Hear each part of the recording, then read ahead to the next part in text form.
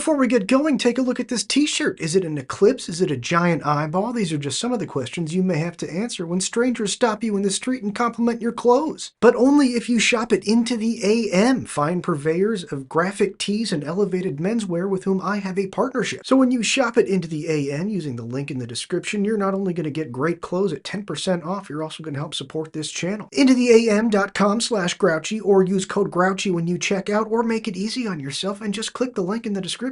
Now let's get into it.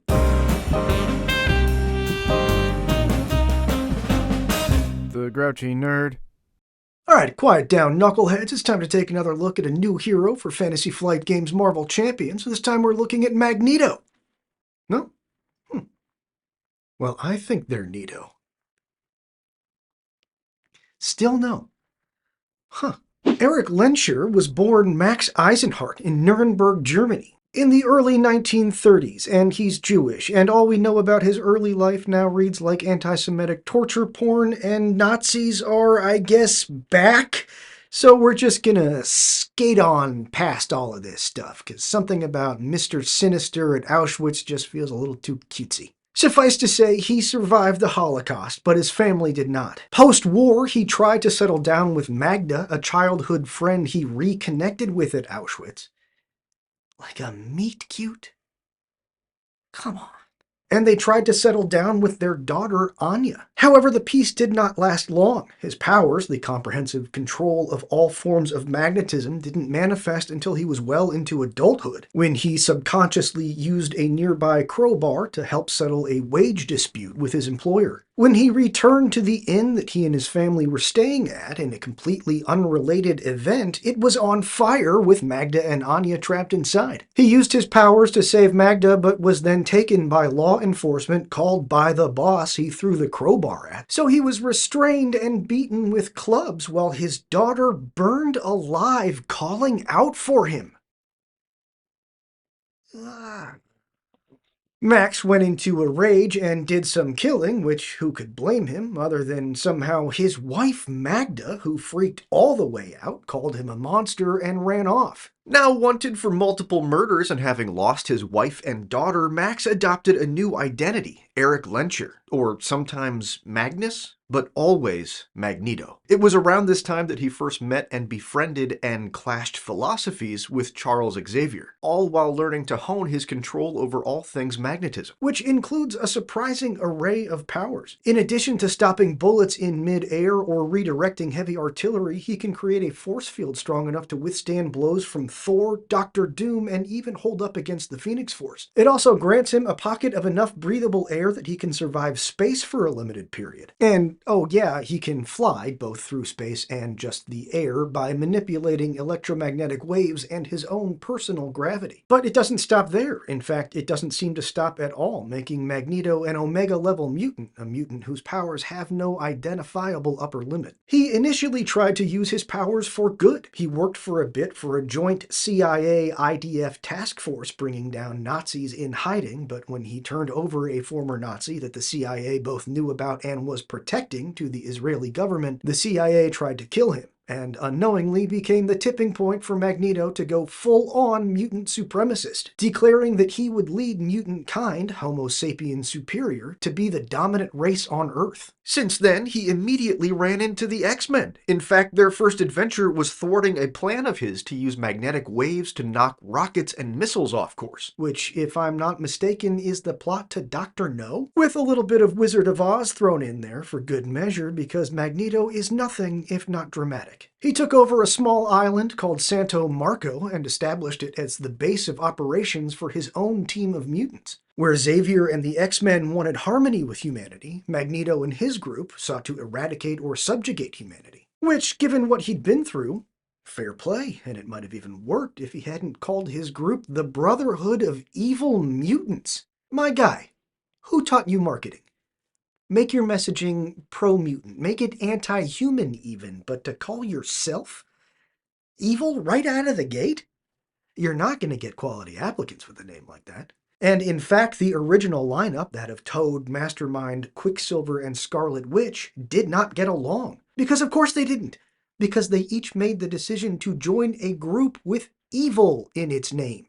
He's lived on 5 iterations of a space station built into an asteroid, the Bermuda Triangle, and an island nation called Genosha, which the UN recognized as a sovereign nation of mutants when Magneto took control of Earth's magnetosphere. He's taken on world leaders and the Avengers, but it always comes back to the X-Men and Charles Xavier. Their frequent interactions and rivalry over the years had become sort of a frenemy-ship. He even joined the X-Men for a time when Xavier was injured and went on to lead a team of new mutants. He discovered that his former teammates Scarlet Witch and Quicksilver were his secret children. He lost his powers on Scarlet Witch's Big Bad Day, but got them back thanks to the help of the High Evolutionary. Found out that his former secret children, Scarlet Witch and Quicksilver, weren't really his secret children at all, just some kids he manipulated for a while. He's died and come back like 3 times, and lately he's a straight-up hero and champion for all things mutant. And honestly, that barely scratches the surface, but this is already running pretty long, and we got cards to look at, so let's take a look. On his hero side is Magneto. He has 2s down the line in his thwart, attack, and defend. He gets the X-Men trait, 5 cards in hand, 10 hit points, and magnetic pull. As an action, discard cards from the top of your deck until a card with the magnetic trait is discarded. Add that card to your hand, limit once per round. Well, that's a whole lot to love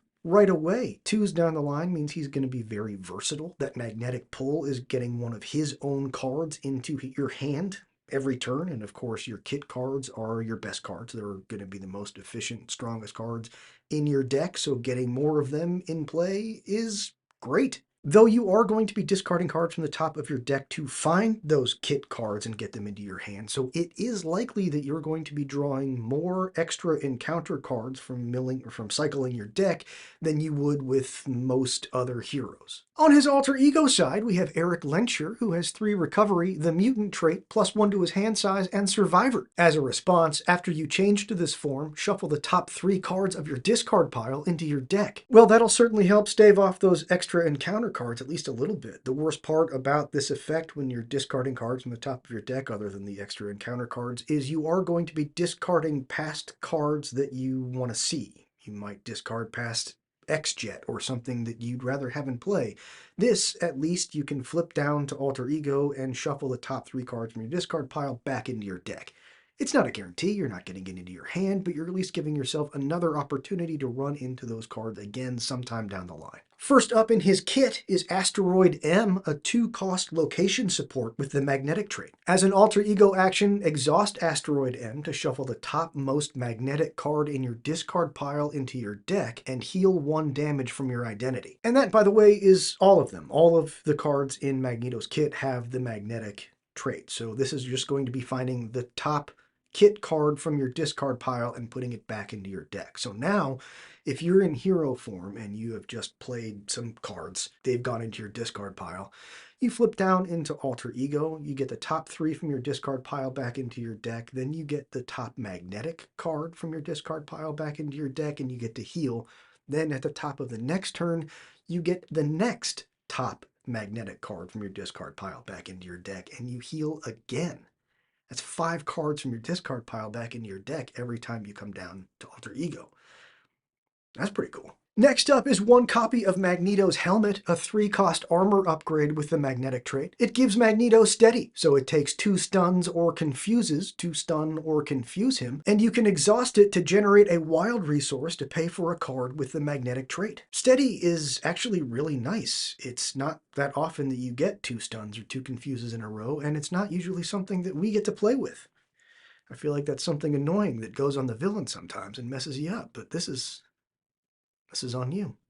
Fancy that. And speaking of fancy, next we get Magneto's armor, a 2-cost upgrade with the armor and magnetic traits. As a response, after you resolve your magnetic pull ability, if you discarded at least 1 mental resource, get +1 to your thwart, at least 1 physical resource, get +1 to your attack, and at least 1 energy resource, get +1 to your defense. And remember that ability, magnetic pull, you're discarding cards from the top of your deck until you discard a card with the magnetic trait.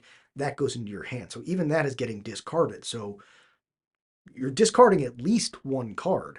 And as long as that has a printed resource that is not wild, you're going to be giving yourself a static boost to one of if not two or all three stats, depending on how many cards you wind up discarding in search of a magnetic card. And do note on that, a wild resource on the card that gets discarded isn't going to count for anything. It's not going to boost anything. It's got to be the printed resource has to be either physical, mental, or energy. And rounding out the matching set, like I said, the man is nothing if not dramatic, is Magneto's cape. It's another 2-cost upgrade with the armor and magnetic traits. It gives Magneto the aerial trait, and after you resolve your magnetic pull ability, ready Magneto. So now when you use magnetic pull, you're not only going to be getting an extra card into your hand, it's also going to be one of your kit cards, so it's going to be one of your strongest cards. Your helmet can help you pay to put that card into play. Your armor is going to boost one or more of your stats when you went looking for that card, and your cape is going to ready you so you can use that boosted stat on another basic attack or thwart. That's a really good outfit. But why stop there? Magnetic Bubble is a 3-cost upgrade. This one has the magnetic and superpower traits. It gives Magneto Retaliate 1, and as a forced interrupt when you would take any amount of damage, place it on Magnetic Bubble. Then, if there is at least 6 damage on it, discard Magnetic Bubble. So your defense is very likely pretty often going to be at a 3, because if you used magnetic pull and you discarded a card with an energy resource, your defense is going to be at a 3. Then if you defend, which you wouldn't have to defend, but you defend so only a little bit of damage is going on your magnetic bubble, so you keep that retaliate around for a while, and then once the 6 damage hits, you just go down to alter ego and make sure that this gets shuffled right back into your deck so you can find it again and give yourself that bubble again. This card is great. Then we get 2 copies of Wrapped in Metal. It's a 2-cost upgrade that can only be played in hero form and which attaches to a non-elite minion. That minion cannot activate. Treat its printed text box as if it were blank. Now when it says text box, that's not going to include traits. So a Hydra minion is still a Hydra minion, but if it had any abilities, like if it brought something else into play when you defeat it,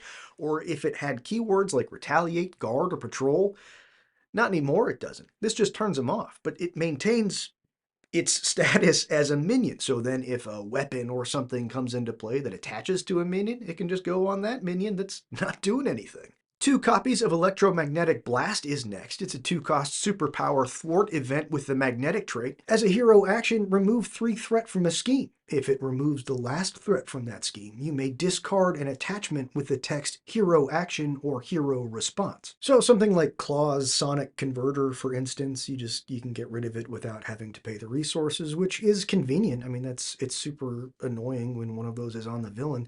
I don't feel like it's super common, so I feel like this will most often be 3 threat for 2 resources, which that's not bad. Your helmet can make it 3 for 1. That's quite good. Next is 2 copies of Metal Shards, a 3-cost superpower attack event with the magnetic trait. As a hero action, deal 7 damage to an enemy. If this defeats that enemy, gain a tough status. I mean, 7 is a pretty massive hit. If you use this against most minions, you're going to get that tough status. But do keep in mind that making a villain go from stage 1 to stage 2 or stage 2 to stage 3, that counts as defeating an enemy. So you could also just set yourself up great for when the villain flips his stage. You got a tough status now. Then we get 2 copies of the funniest card we've had in a while, Magnetic Missile, a 1-cost event with the magnetic and superpower traits. As a hero action, discard a minion with Wrapped in Metal attached, then deal 5 damage to an enemy and stun it. Yes, you do need 2 other things to happen before this card is anything other than a dead card in your hand. You have to have a non-elite minion have already come into play, and you've been able to get a Wrapped in Metal down on that non-elite minion, switching it off and just leaving it off to the side until then you get this card into your hand. But then you get to do 5 damage and stun the villain with the minion. That's hilarious, and it doesn't count as an attack, so you can do this while you're stunned. Last is 2 copies of Master of Magnetism, a resource card that generates both an energy and mental resource. Great, yeah, you can play it and then you use Asteroid M to make sure you keep an eye on it, know that you're going to be drawing it at some point. It's a great card to be able to keep recurring back. And you know that if you pull this with Magnetic Pull, you're going to be both boosting your basic thwart and basic defense. So that's great. The bad stuff. Eric's Obligation is Old Grievances. As a forced response, after you use your Magnetic Pull ability, take 1 damage for each card discarded by it. And as an alter ego action, you can exhaust as Eric to discard it. So it doesn't let you flip down automatically, and it doesn't go away. It just goes to the discard pile, so it's going to come back, and it punishes you for doing the main thing that you do. That sucks. Yeah, you have to get rid of it. And luckily, there is some benefit to flipping down to alter ego. You do get to get those cards from your discard pile back into your deck, but that is a slim silver lining. His signature Nemesis minion is Exodus. He has a nightmarish 6 hit points and does 2s in his attack and scheme. He gets the Acolyte, Elite, and Psionic traits, as well as the Steady, Toughness, and Villain keywords. And as a forced response after Exodus attacks you, discard cards from the top of your deck equal to his total attack. Hey, is Fantasy Flight mad at us? He's elite, so he can't be wrapped in metal. That's the second bummer. 6 hit points is the first. He gets a tough status when he comes into play. It's tough to get him stunned or confused, and he gets a boost card when he activates. Martyr for Mutants is his side scheme. It comes into play with 3 threat and has the Amplify icon, so each boost card will get an extra boost icon until you defeat it, and when you defeat it, you'll have to discard the top 9 cards of your deck. 9 cards! I mean, unless you have a pretty fat deck, you are getting an extra encounter card. That's just happening. That's a quarter of your deck. Fabian Cortez is next. He also does 2 in both scheme and attack. He has 4 hit points, the Acolyte trait, and the Guard keyword, and when he's defeated, discard the top 4 cards of your deck. You'll also discard 4 cards if this is drawn as a boost card. And what he sure doesn't have is the Elite trait, so you can just wrap this guy in metal and ignore all that crap. Next is another non-elite minion, Frenzy, who also does 2s in both stats, has 4 health in the Acolyte trait, but Frenzy has stupid Quick Strike instead of Guard. After Frenzy attacks you, discard 2 cards and discard 4 if she's drawn as a boost card. Pop quiz hotshot, how do we make Quick Strike worse? We add a forced discard to it. Stupid Quick Strike. And last is just 1 copy of a Treachery, Angry Acolyte. When revealed, each Acolyte minion engaged with an identity attacks that identity. If no minions activate, discard cards from the top of the encounter deck until an Acolyte minion is discarded. Reveal that minion. Oh good, so it's not enough that this Nemesis set is making us discard our deck so that we're sure to get an extra encounter card. It's now also discarding cards from the encounter deck so we're sure to get an acceleration token. Cool, great, good. On to his aspect cards, Magneto came with a leadership deck. Up first is M. Oh. I thought you were gonna, I don't know, put up a picture of Bernard Lee or something. Up first is M, as played by Dame Judi Dench.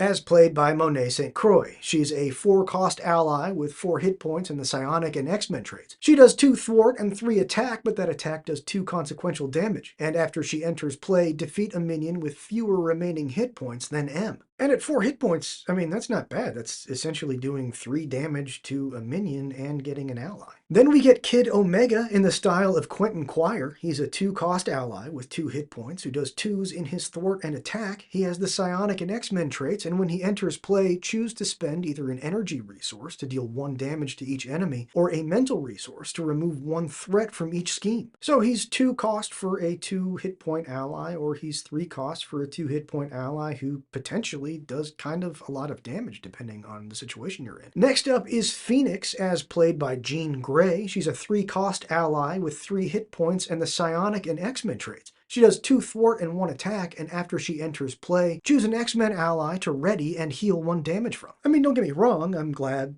Phoenix, Jean Grey, is not so prohibitively expensive that you have to tailor your entire deck around getting her into play, but it's Jean Grey. Phoenix. I feel like she should be prohibitively expensive and that you should need to tailor your entire deck around getting her into play. I mean, it's a good card. I feel like Phoenix would be stronger. And she's not alone, because next up is the weirdly fragile Cyclops in the style of Scott Summers. He's a 3-cost X-Men ally with 2 hit points who does 2 thwart and 2 attack. As a response, after he enters play, choose an enemy. Until the end of the phase, increase the amount of damage that enemy takes from each attack by 1. Great fun to put into play when you are just ready to unload on the villain if you're getting toward the end of the game and you're ready to do some damage. That's fun. He's cheap, so you can actually get him into play and still play an event or two, in addition to, if you had Utopia out, maybe you got to ready and do your basic attack as well. That's good. I don't know why he's so fragile. Then we get 3 copies of Won't Stay Down, a 1-cost support with the condition trait, and which you can only play if your identity has the X-Men or X-Force trait, max 1 per identity. As an alter ego action, discard this card to return an X-Force or X-Men ally from your discard pile to your hand. That's really good just in general, but it is an excellent little parachute to have out if you're playing a deck that is centered around an ally, particularly if you're playing with Sidekick and your signature ally is really important to all of your plans, but then something comes along and you have to make the decision to either lose that ally or lose the game.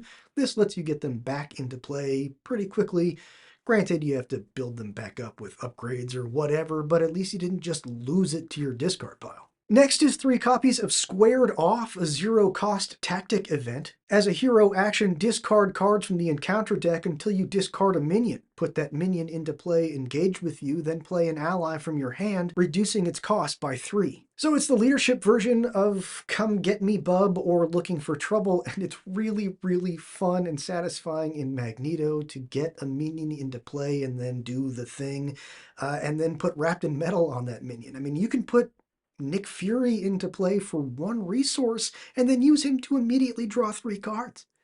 That's profit. Then we've got 3 copies of Noble Sacrifice, a 1-cost event with the tactic trait. As a hero action, discard an ally you control to heal damage from your hero equal to that ally's printed hit points, and give your hero a tough status card. So let's just keep using that example of bringing Nick Fury into play with 1 resource using Squared Off. So he draws you 3 cards, then you activate him to attack the minion you just put into play, then you use Noble Sacrifice to heal your hero for 3 hit points.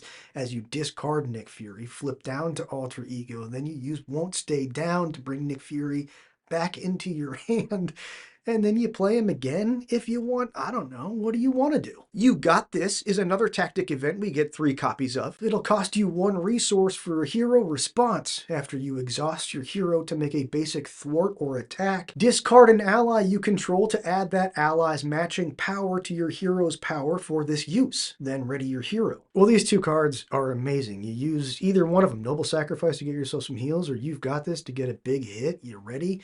And then you use Won't Stay Down to get that ally back into your hand. These are great cards. Then we get 1 copy of New Recruits, a 0-cost player side scheme that comes into play with 2 threat on it per identity. It has victory 0 and can only be played by an X-Men identity. When it's defeated, each identity chooses 1 set-aside new ally and adds it to their hand. So when you take this card, you're going to take the next 4 cards we're going to look at as linked cards. They're allies that you get into play through this card. And they're incredible allies, but it's kind of a lot of work. You got to get the side scheme into play, defeat the side scheme, then get the card into your hand, then play the card. And you only ever get 1 of them when you're playing true solo.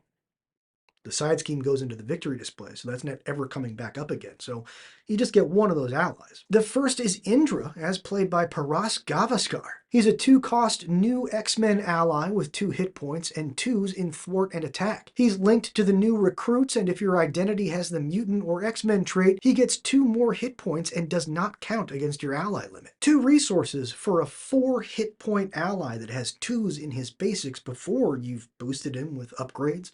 Like I said, these are great allies. Then we get Bling in the style of Roxanne Washington. Her stats and traits are going to be exactly the same. 2 cost, 2 health, 2 thwart and attack, new X-Men. She's also linked to the New Recruits, and if your identity is X-Men or mutant traded, she gains toughness and does not count against your ally limit. Anole, as played by Victor Borkowski, gets +1 to his thwart and doesn't count against your ally limit if played by an X-Man or mutant. And Surge, as played by Noriko Ashida, who gets +1 to her attack and doesn't count against your ally limit. But don't worry, this Surge rage won't cause you to draw an extra encounter card. You're corny.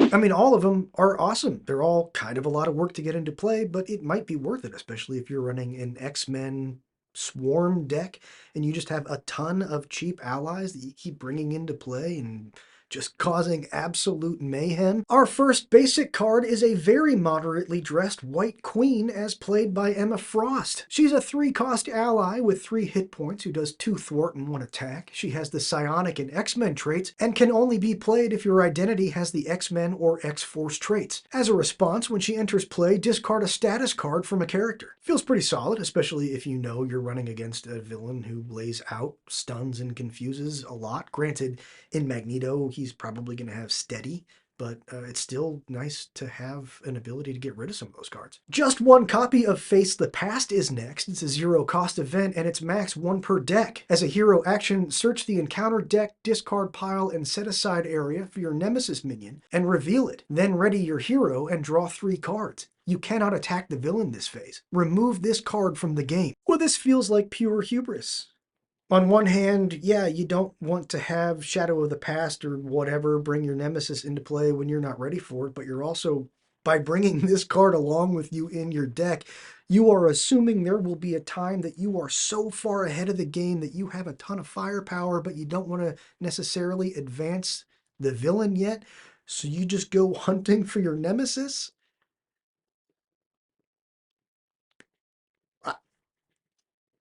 What?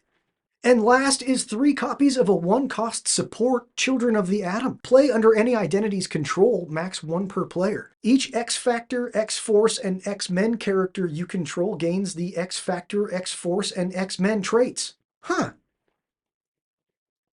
Hey, do you remember those Alliance keyword cards that I said don't even bother with those playing true solo? We're talking about gunboat diplomacy, mutant mayhem, combined forces, and serve and protect. I said it's too much setup. You need to have allies of one team and then yourself as a different team, or allies of different teams, and you got to have them. Shut up, me. This card invalidates basically everything that I said in the negative about all 4 of those cards. Those cards are now incredible in True Solo. They're so strong. This card, Children of the Atom, first of all, it's hilarious that it's the last mutant card we get because it brings everything together. This one card brings them all those teams. They're all now one big team. That's nuts! Magneto is incredibly strong, and maybe more important than that, he's incredibly versatile with his 2s in all of his stats, plus his magnetic pull ability is going to get at least 1 of those stats, if not all 3, up to 3. That's amazing. Finding moments to play a big turn or use one of your key cards at a time where you can then flip down into Alter Ego and immediately put that card from your discard pile back into your deck is very fun, although it's a very kind of tight line to ride when you're playing true solo. Flipping down to Alter Ego is, of course, pretty dangerous sometimes, and you don't have teammates to back you up if the threat gets out of control. But it's so good to just flip down, get that card, and then sometimes the very next time you draw cards, that card's right back with you, and you can do it all over again. It's a lot of fun. You're going to be discarding cards from the top of your deck into your discard pile quite a lot with Magnetic Pull, and Digging Deep is exactly for that. When you discard it from the top of your deck, it goes into your hand instead, which is pretty strong for Magneto, although it is worth noting it has a wild resource printed on it, so it is not going to boost any of your stats using your armor. Moira McTaggart, of course, she's great kind of for every mutant, but you're going to be flipping down to Alter Ego pretty often to get those cards from your discard pile back into your deck. Now she's going to let you draw one of those cards from your deck when you do it. That's pretty cool. Magnetic Pull is pretty hard to predict. You don't necessarily know what stat is going to be boosted unless you bring along the Domino ally, who at least lets you set 1 every now and then. That's something. In Justice, it might not be the most thematic thing in the world, but you could do Magneto, Leader of S.H.I.E.L.D., and use Global Logistics to set the top 4 cards of your deck. Then you know exactly which stats you're going to boost. All right, that's it for Magneto. Now get off my lawn.